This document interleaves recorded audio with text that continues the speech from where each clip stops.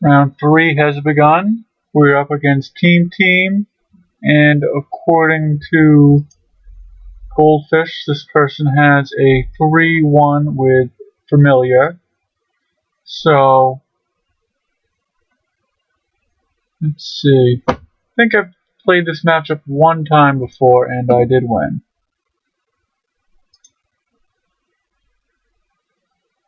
I would like to keep.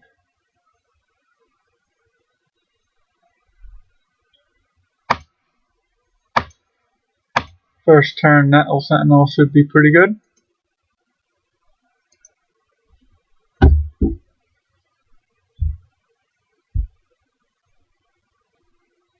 Mountain. Alright, so he is not playing the Familiar deck. Another Vault Skirts. The question is, do I want to Rancor here? If I do Rancor,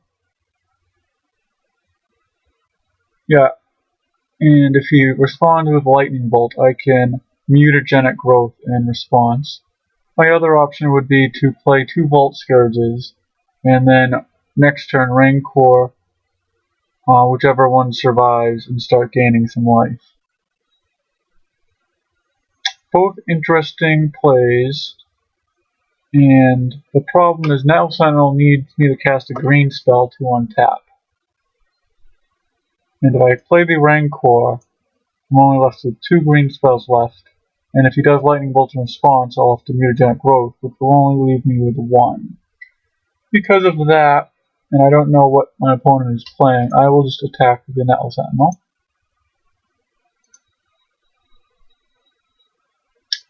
And next turn when I cast Rancor on a Vault Scourge, it will untap Mr. Nettle Sentinel.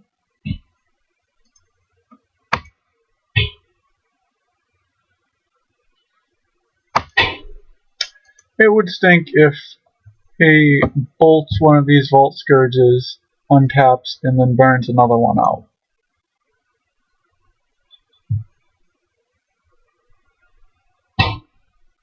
Alright, so Mountain is normally either accompanied by or Mountain.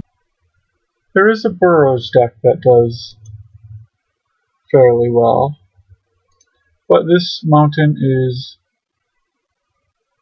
going to go with an island. So it could be Delver Fiend, could be an Is It Control deck. Let's see if we can get a Rancor through. Spellstutter Sprite.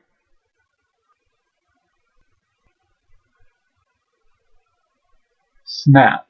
Oh, that is unfortunate. In this instance, the Snap also manages to counter the Rancor, and it means I've effectively lost 2 life.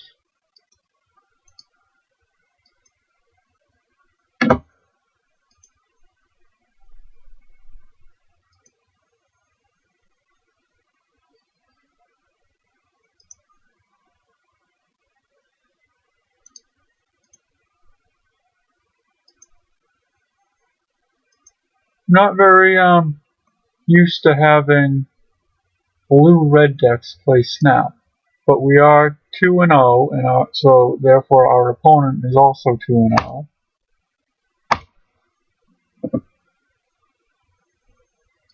So whatever he's doing, it's working for him.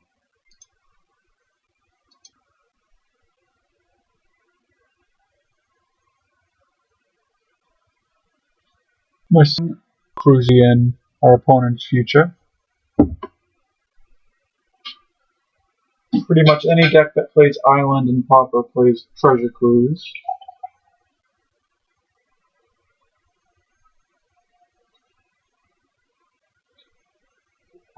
And he is casting something that is freezing the computer. Hopefully it's not Pyroclasm.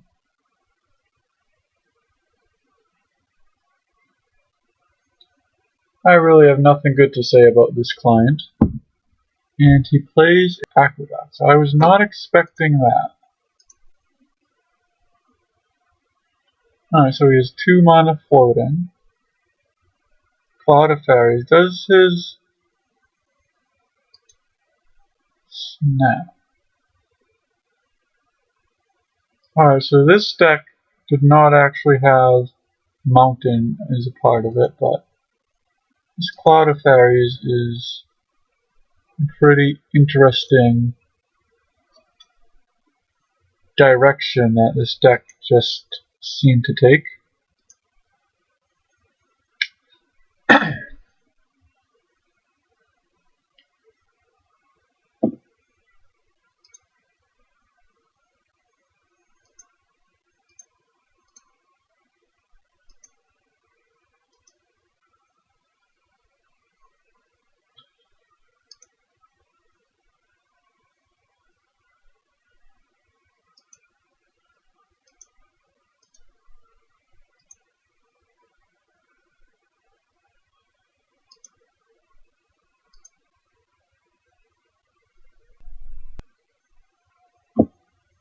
End of turn, Forbidden Alchemy.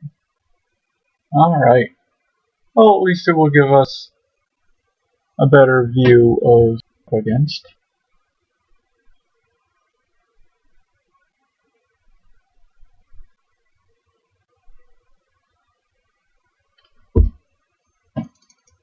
And another spell has frozen the computer, or should I say the program.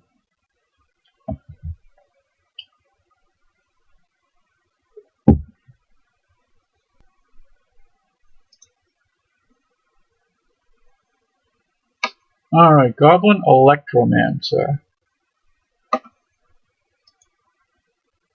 So if he's playing blue, red, and black, well, I don't know if he's playing black. He might just be using the Dimir Aqueduct as a 2-mana producing land to help him untap with Cloud of Fairies, and we might see the Is It one in the future.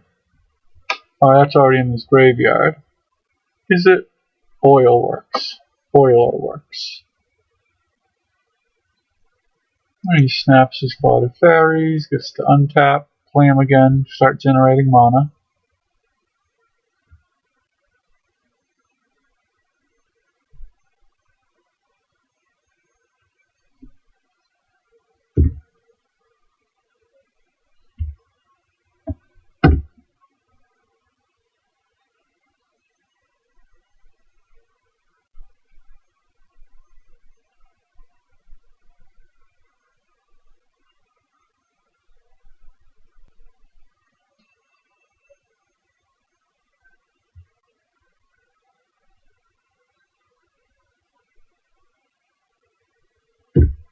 Alright, 1 mana left in his mana pool, and he is going to be grabbing something out of his yard.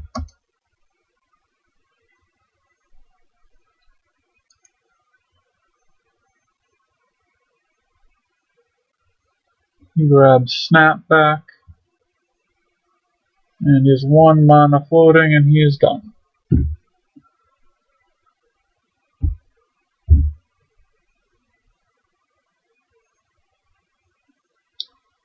Alright, so in order to attack the Nettle Sentinels, I need to cast a spell. So, knowing he is Snap, what's the best way for me to do this? I could just cast a Hunger the Howl Pack on a Vault Scourge, and then attack with everyone, and then if he blocks with the wall, I can Mutagenic Growth the elf that he blocks. That seems like the best play to me.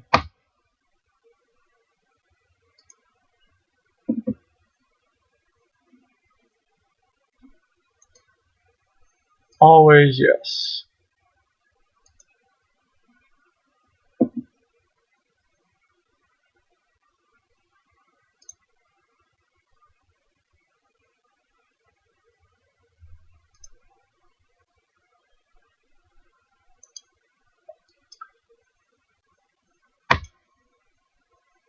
Attack with all creatures.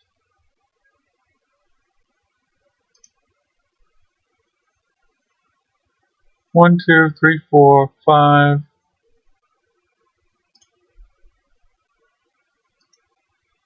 So 1, 2, 3, 4, 5. We're getting in for 5, which will put him at 5.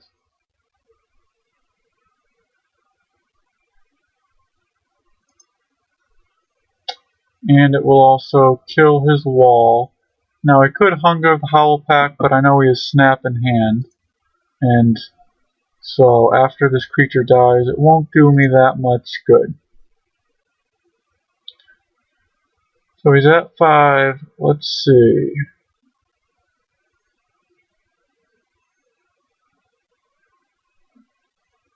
Yeah, he can block. Next turn he can block and bounce. And he can probably do a lot of other stuff with all of the cards in his hand as well. So let's see what happens here.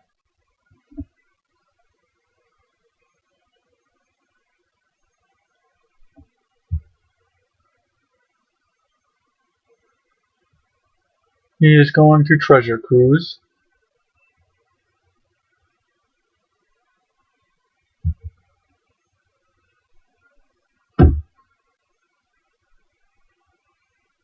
He has 2 mana left, and he has Snap in hand, so there's a lot of things that he can do.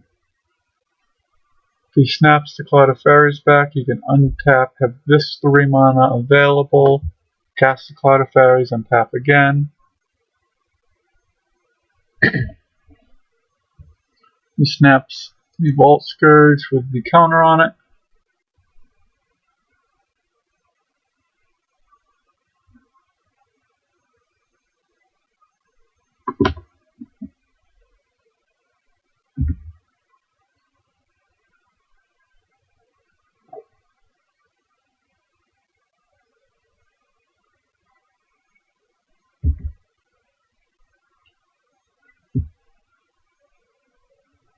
Alright, the question is, if he blocks my Vault Scourge, do I want to Hunger of the Howl Pact, one of the Nettle Sentinels, and attempt to get lethal, or should I try and play around removal? I think I want to attempt to get lethal just because he's a combo deck, and if I let a deck like this untap and I could have won, that would be really bad. So even though this is probably not going to work, it at least gives me the possibility of winning here if he doesn't have another Snap or Doomblade or whatever.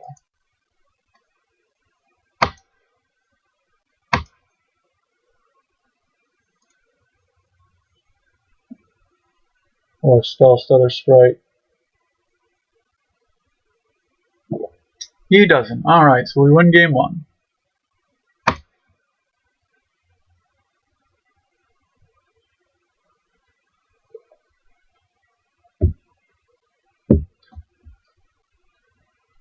Definitely bringing in the Scatter Shots and the Land Destruction.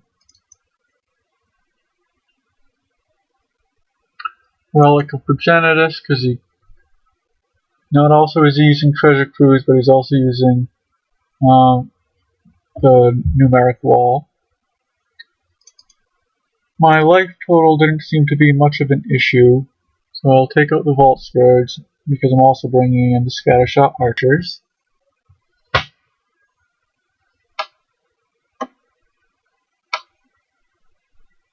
We didn't see any swamps. I think if I want to take something out, it would be Pump Spells because they don't do that well against Snap. So I'll take out Hunger of the Howl Pact. I'd like to bring in the Longbows as well. Alright, gotta take out 4 more cards. I like Mutagenic Growth even up against Snap because my life total doesn't seem to be that much of an issue here, or at least it wasn't there. And cost me no mana.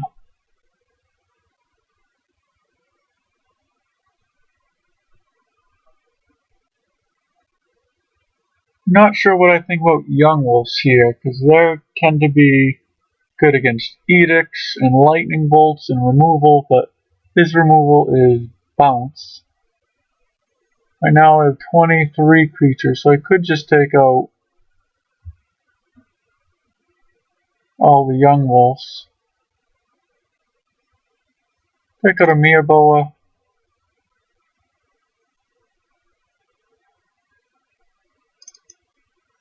Young wolf, young wolf. Now I have to take out one more card.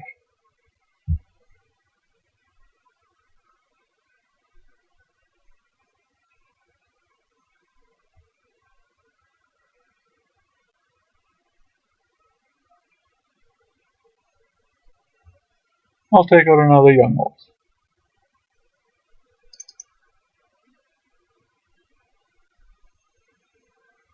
And submit.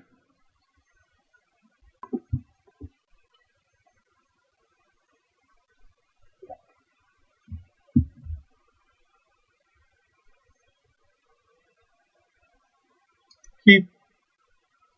Oh, he has a first turn Archer, which good against decks playing Cloud of Fairies.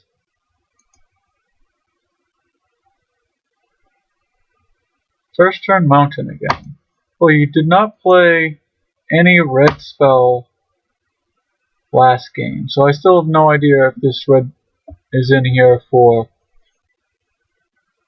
maybe just sideboard cards, maybe size in Flame Slash.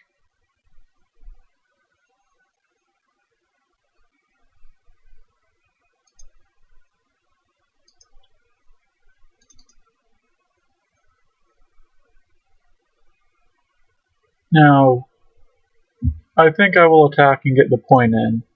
There is also the option of holding it up just in case he wants to play a land and then play some fairies and untap and snap them back and get to try and go off there. But I think playing red, I'm probably going to see one of my creatures find out. Death Spark. Interesting.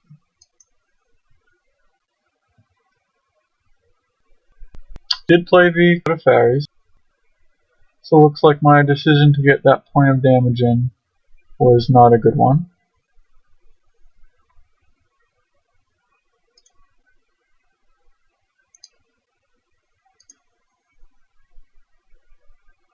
I'll use the archers now because I don't want him to be able to untap.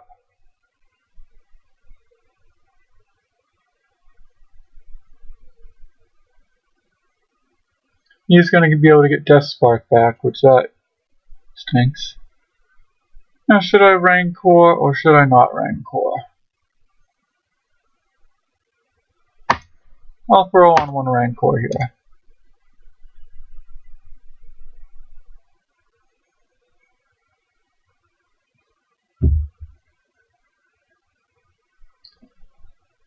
Still save up lines of the woods, but it's interesting to see the opponent is playing Death Spark for his red spell. Who knows if there are more red spells to come.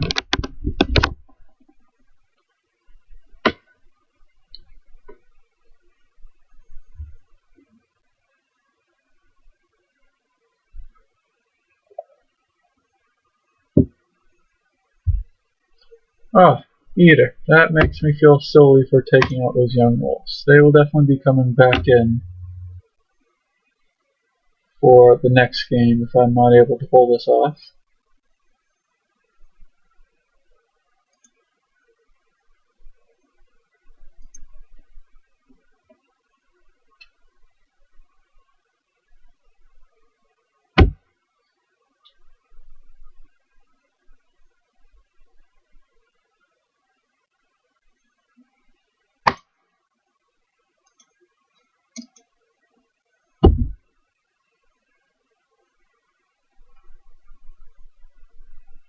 Considering almost 50% of the deck is creatures, surprised at how few creatures I'm drawing. Goblin Electromancer. Oh yeah, we knew we had that from last game. More land. Land number 6. I pretty much never win with this deck when I draw 6 land. So now we've drawn 50% land so far this game.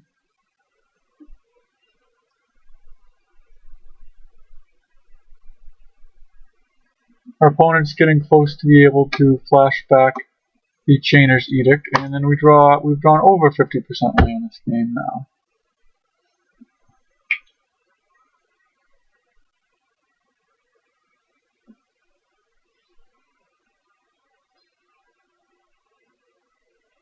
Alright, our opponent can now flash back the Chainer's Edict.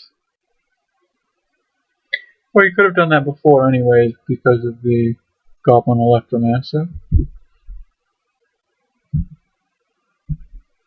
I'm not going to even play the Nettle Sentinel because that way he can just flash back the Edict and use his mana perfectly fine there, when it would be better off for me to play multiple threats in a turn. Still drawing lands. Land number 8. Now we've still drawn over 50% land in a deck that runs 17. Electromancer beats right here.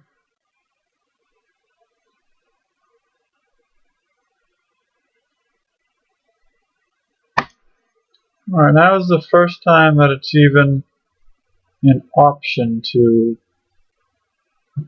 play creatures. So I guess I'll play out my creatures. He has 6 cards in hand, so I am not thinking that they are going to do very much.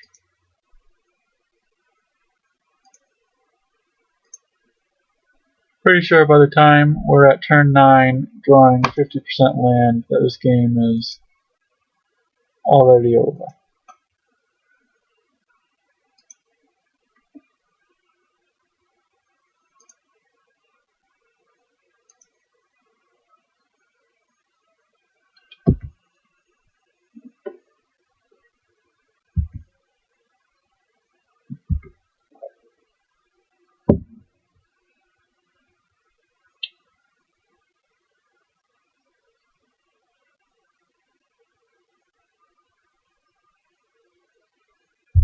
Oh, we hardcast an Edict, so that way we'll get to flash back another one. And he does run swamps as well.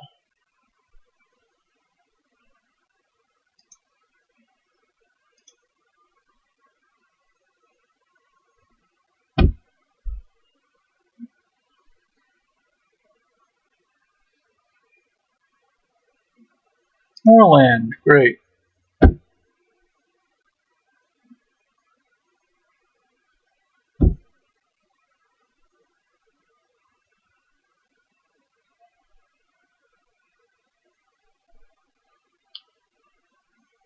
Well, that Death Spark is really making me think of how do I want to sideboard against him. Looks like he's going to... Oh, it's hardcast Treasure Cruise with no delve.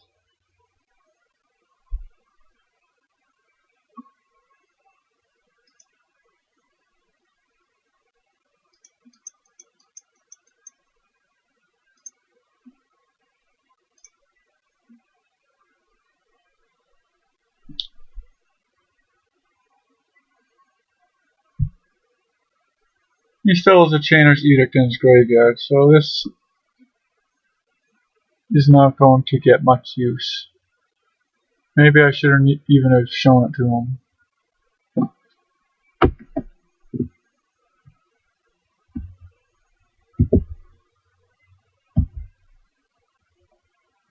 Yes, the biggest problem with this deck is inconsistent draws, because there's nothing to help fix your draws.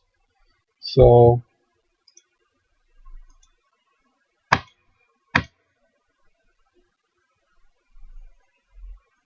when you draw bad, you just have to draw bad.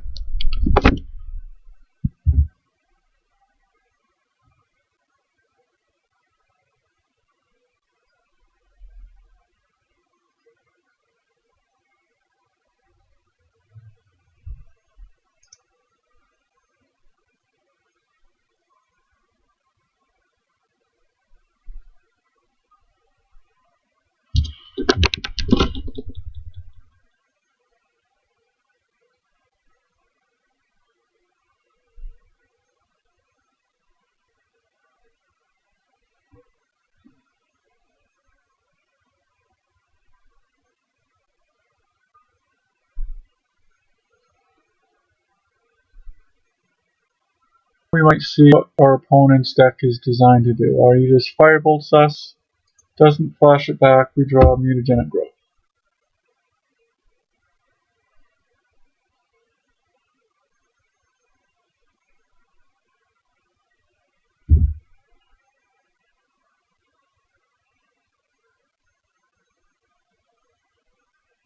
And he flashes back the firebolt, and we lose.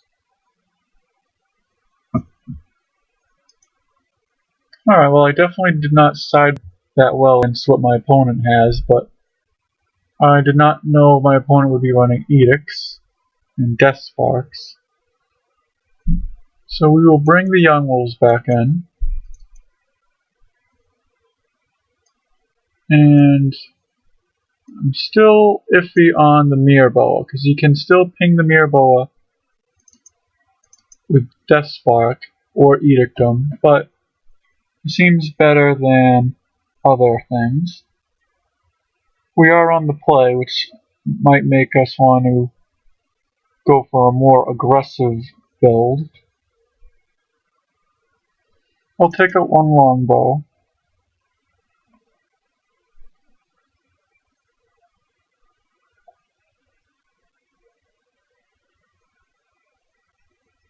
Now, Firebolt definitely makes me want to keep in Mutagenic Growth, because I can Mutagenic Growth for 2 life in response to a Firebolt to save a guy.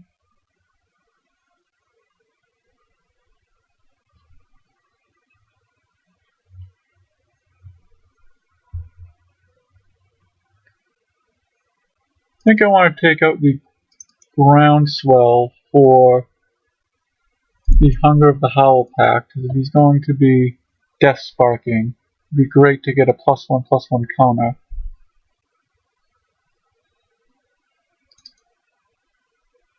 So now we will be running no Groundswells. It is a huge pump, but it does eat up a slot. Now how much do we like Rancor?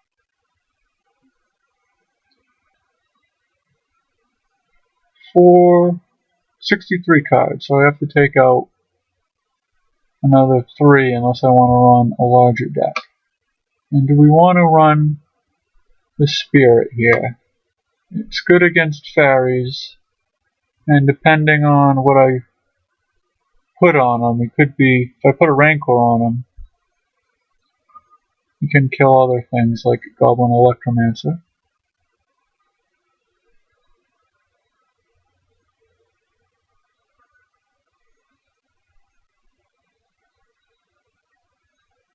Guess I'll take out 1 Ranger because I've taken out 3 Groundswells.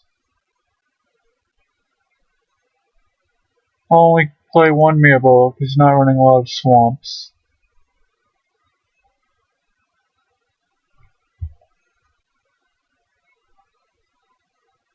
And I'll just take him out just because.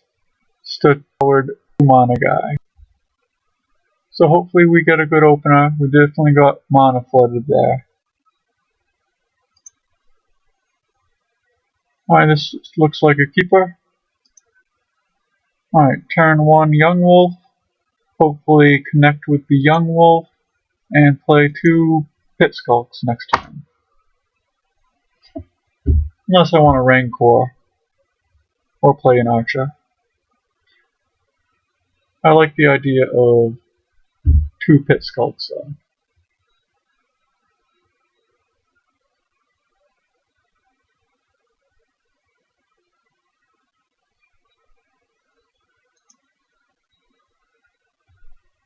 Part of me does want to throw the Rancor on now just because it gets in damage immediately.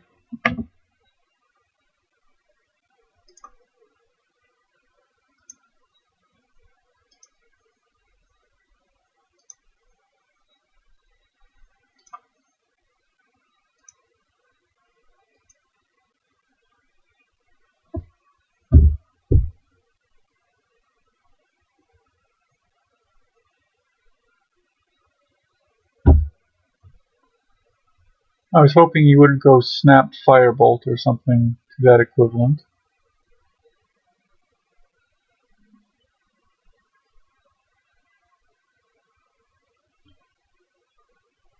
I'm a little surprised by that. Seems like he would have put himself in a lot of danger if I had Lines of the Vastwood.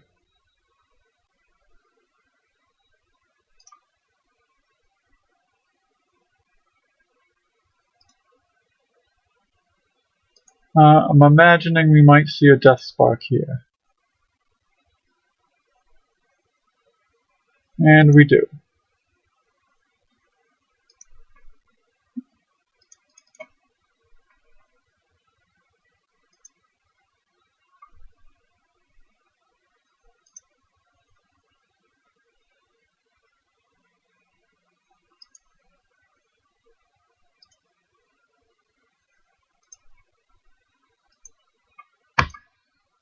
Now we'll play an Archer.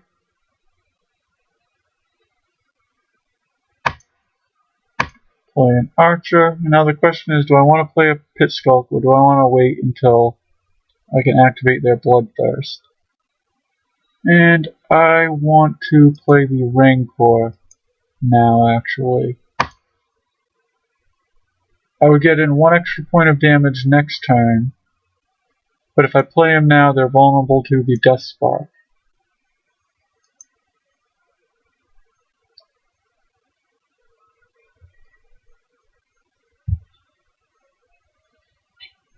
Alright, it looks like my opponent might have some special tricks for us here.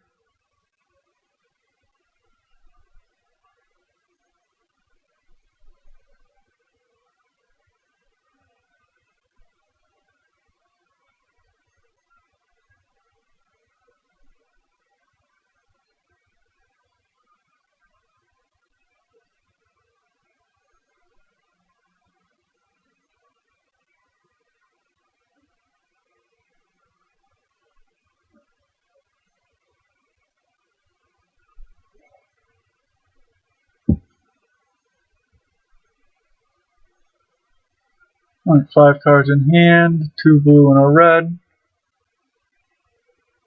Ghostly Flickers, so now he gets to get more mana.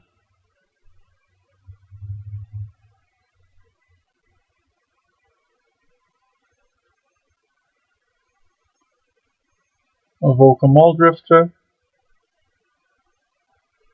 Now the Ghostly Flicker is in fact over the Death Spark, so we will not be able to return that unless he plays a wall that lets him return the Ghostly Flicker to his hand. Probably should not have played that Forest.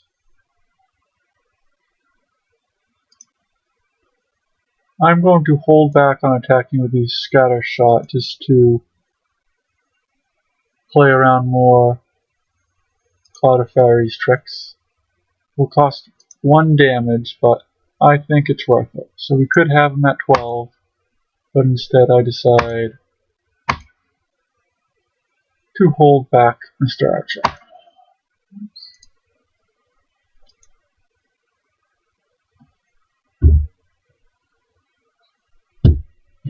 Yeah, I definitely should not have played that Forest. Now my opponent has no reason to play around Vines of the Vastwood.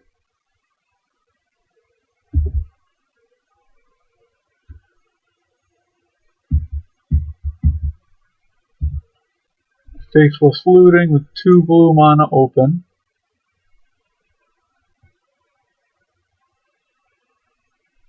Now he has 2 Faithless Lootings in his graveyard. And he has nothing to do.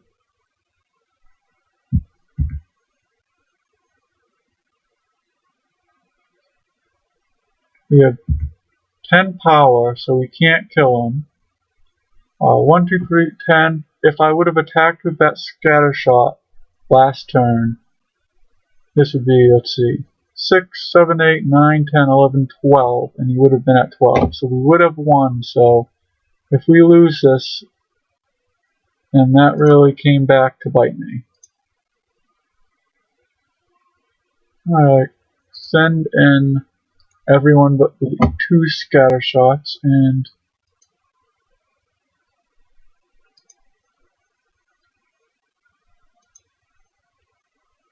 now my opponent is at 5 life with 4 mana 2 Faithless Lootings. He can play another land, and he probably has some snap tricks, but at least if he plays Cloud of Fairies and he tries to snap them, I can kill them. So he's trying to kill that guy, and I will just Mutagenic Growth him.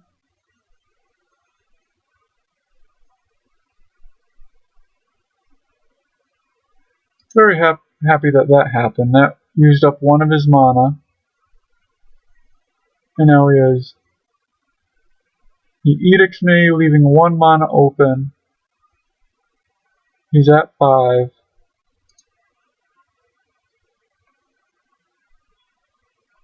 I will just sacrifice a 2/2 and save my scatter shots in case he plays another land and then plays a fairy.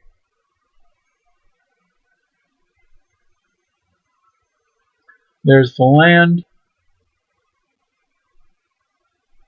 And we are 3-0, so looks like Rainbow Slushy was wrong. We are currently in the prizes, so we will be getting at least 6 packs, so feeling good. And I always look at the last round as a bonus round when I'm 3-0, and just an opportunity to win another 5 packs.